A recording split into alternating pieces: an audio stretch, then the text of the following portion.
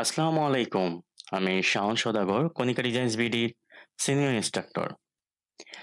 তো আজকে আমরা শিখব কিভাবে আমাদের ডিরেক্ট সিলেকশন টুল দিয়ে এবং রিক্ট্যাঙ্গেল টুল দিয়ে একটি বক্স তৈরি করা যায়। তো চলুন দেখে নিই কিভাবে করতে হয়। তো আমি চলে যাচ্ছি রিক্ট্যাঙ্গেল টুলে।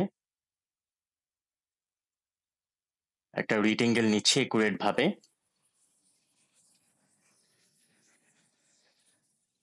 তো আমি এখান থেকে একটা কালার বেছে নিচ্ছি, সবুজ কালার, এবং আমি স্টকটাকে অফ করে দিচ্ছি।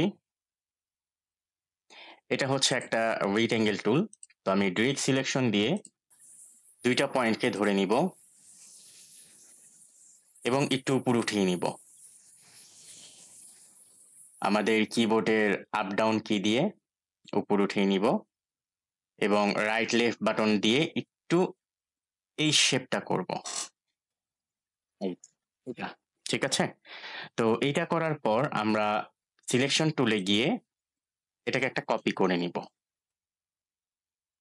কপি করে নিলাম। এটাকে আমরা একটু ঘুরিয়ে নিব। রাইট বাটন ক্লিক করে আমরা ট্রান্সফর্মে যাব, রিফ্লেক্ট, ট্রান্সফর্ম এবং রিফ্লেক্ট ক্লিক করার পর এটা আমরা ঘোরাচ্ছি, হচ্ছে দেখতেই পাচ্ছেন এটা থেকে এটা।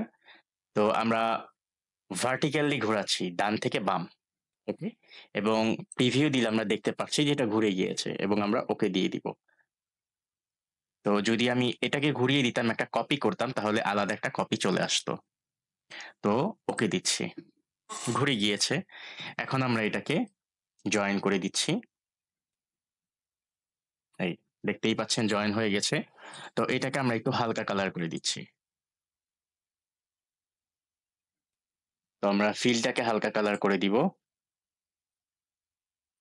দেখতেই পাচ্ছেন একটা 3D মতন দেখাচ্ছে।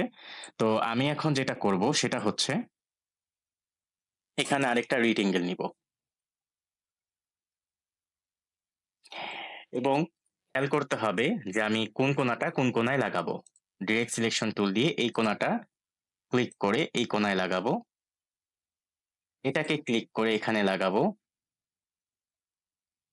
এবং এটাকে ক্লিক করে এখানে।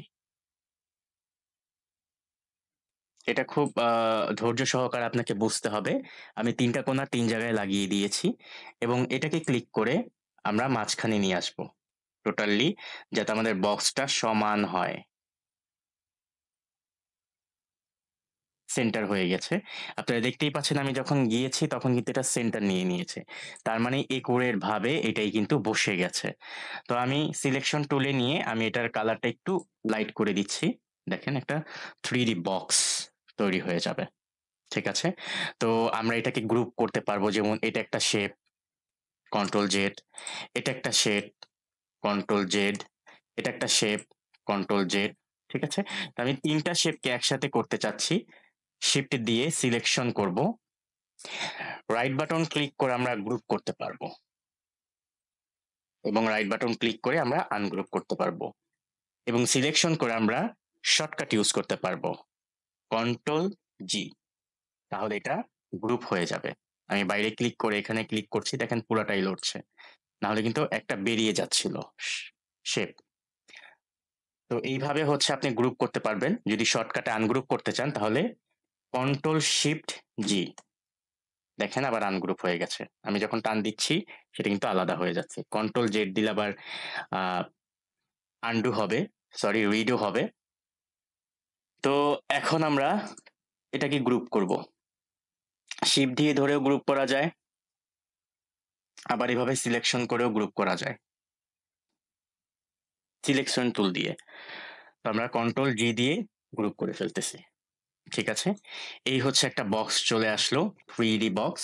তো আপনারা অবশ্যই বানাবেন এবং বানিয়ে আমাকে কমেন্টসে জানাবেন এবং আমাদের ইমেইলে সেন্ড করে দিবেন, কনিকা ডিজাইনস বিডি। তো এইভাবে বানানোটা শিখবেন আপনারা। বক্সটা খুব গুরুত্বপূর্ণ, ডিরেক্ট সিলেকশন দিয়ে বক্স তৈরি করা 3D বক্স। তো নেক্সট ভিডিও পাওয়ার জন্য অবশ্যই আমাদের কনিকা ডিজাইনস বিডি চ্যানেলটি সাবস্ক্রাইব করবেন, ফেসবুক আছে ফেসবুক লাইক দিয়ে রাখবেন এবং পরবর্তী ভিডিও পাওয়ার জন্য বেল আইকনটি অবশ্যই ক্লিক করে রাখবেন। তো সবাই ভালো থাকবেন, সুস্থ থাকবেন। ধন্যবাদ। আল্লাহ হাফেজ।